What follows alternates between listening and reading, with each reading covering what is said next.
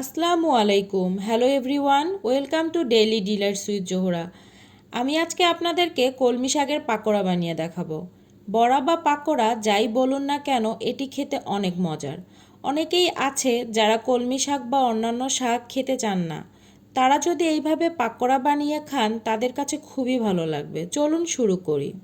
এখানে আমি 1 আটি পরিমাণ কলমি শাক নিয়েছি আর শাকটাকে খুব ভালো করে ধুয়ে পানি ঝরিয়ে কেটে নিয়েছি। এখানে আমি শুধু শাকের অংশটুকু নিয়েছি, ডাঁটার অংশটুকু নেইনি এবং শাকগুলো কুচি করে কেটে নিয়েছি। প্রথমে আমি শাকগুলোকে লবণ দিয়ে একটু মথে নেব। দিয়ে দিচ্ছি 1 চামচ লবণ। স্বাদমতো লবণ বাড়িয়ে কমিয়ে দিতে পারেন। হাত দিয়ে ভালোভাবে মথে নিচ্ছি, তাহলে শাকগুলো কিছুটা নরম হবে। মথে নেওয়ার ফলে শাকগুলো নরম হয়ে হালকা পানি বের হবে। এই পর্যায়ে দিয়ে দিচ্ছি পেঁয়াজ কুচি।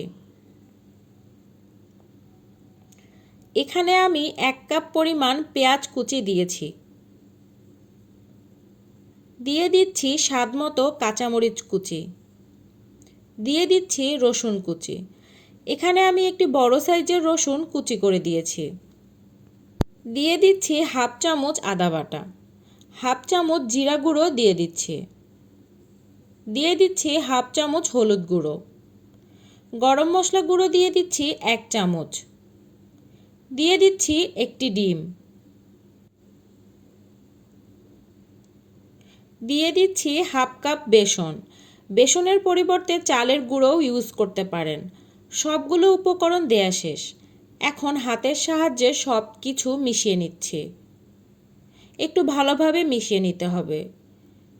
এই পর্যায়ে আরও একটু বেসন অ্যাড করতে হবে পারফেক্ট ডোয়ের জন্য। দিয়ে দিচ্ছি 1/2 কাপের অর্ধেক পরিমাণ বেসন। সব কিছু মিশিয়ে নিচ্ছি। পারফেক্ট বাইন্ডিং চলে এসেছে। যখন এই রকম হবে তখন বুঝতে হবে পারফেক্ট বাইন্ডিং হয়ে গেছে। এখন চুলায় প্যান বসিয়ে পাকোড়াগুলো ভাজার জন্য দিয়ে দিচ্ছি পরিমাণ মতো তেল। তেল গরম হয়ে আসলে ঠিক এই রকম শেপ দিয়ে পাকোড়াগুলো ভেজে নিব।